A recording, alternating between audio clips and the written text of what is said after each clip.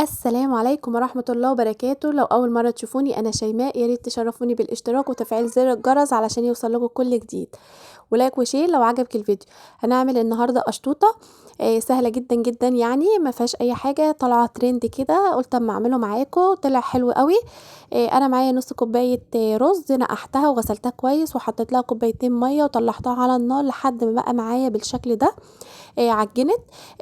احنا عايزينه يبقى مستوي قوي. وبعدين حطيت كيلو من اللبن وحطيت السكر، طبعا ده يرجع لك زي ما بتحبي الحاجه مسكره او سكرها مظبوط.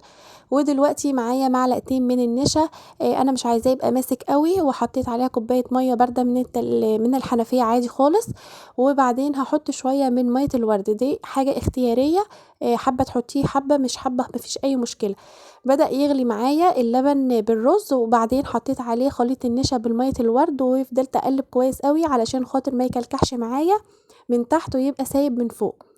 دلوقتي معايا انا بقى الاطباق دي بتتجاب من اي مكان، مستلزمات حلويات.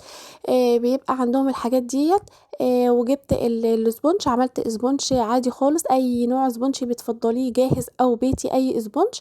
انا هنا بقطع بالظبط على قد العلب اللي عندي، وكانت القطاعه دي مقاس 10 والعلب ديت مقاس 14. هي انا مش عايزاه يبقى مغطي الرز بلبن لما نحطه. انا هنا بظبط الاسبونج على قد الاطباق. وبعدين جبت بقى الاطباق فضيتها من الاسبونج، وهبتدي انزل بالرز بلبن بقلبه من تحت لفوق علشان اخد من كل الرز يندمج مع اللبن كويس جدا، ما يبقاش معايا اللبن من فوق والرز من تحت. وهو سخن، اول ما صبيته سخن سخن يعني. قمت حطيت له على طول الاسبونج من اليمه اللي هي بتبقى ناشفه الظهر. وجبت كريمة مخفوقة، أي كريمة عاملاها.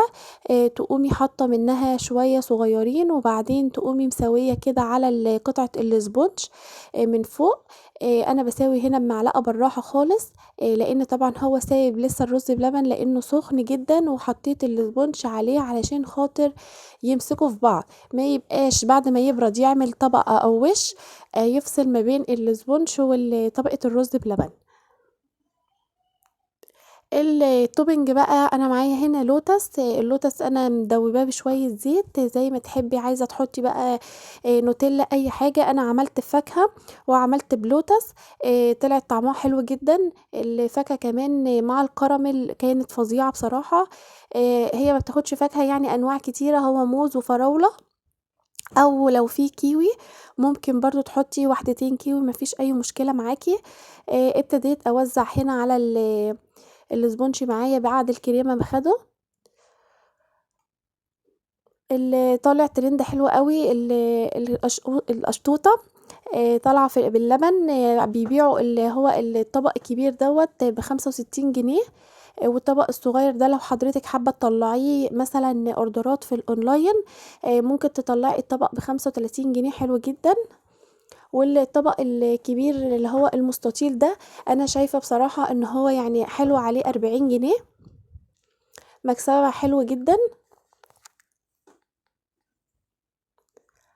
قطعت الفراولة والموز بالشكل دوت، وحطيت مرة صف من الموز وصف من الفراولة، وهحط الطبق معايا اللي هو المدور ده، هحط برضو واحدتين من الفراولة وواحدتين من الموز. التزويق دوت يرجع لحضرتك. طبعا بقى انا عشان خاطر المفروض ان احنا هنلمع الفاكهة عشان ما تتبلش معايا، حابة تحطي عسل نحل ماشي، حابة تعملي سيرب خفيف مفيش اي مشكلة. انا عملت شربات، عملت معلش عملت الكراميل، عملت معلقتين كده على طول علشان خاطر ألمع بيها الفاكهة، وفي نفس الوقت كمان هيدي معايا طعم حلو قوي، لان هم فعلا في باللبن عاملينها كده. انا كنت عايزه اصور معاكم الطبق مع عندهم بيبقى قد ايه، ويعني حاجه كده معلقتين و وغالي جدا. احنا هنعمله يعني اقل من نص التكلفه كمان، وعملنا للبيت كله. وبكده خلصت بقى الاطباق. هنا الغطيان بتاعتها عشان تطلعيها لشغل الاونلاين مفيش اي مشكله معاكي. شايفين الطبقات طبقات كده، حاجة كده من اللذاذة بصراحة، جميلة قوي.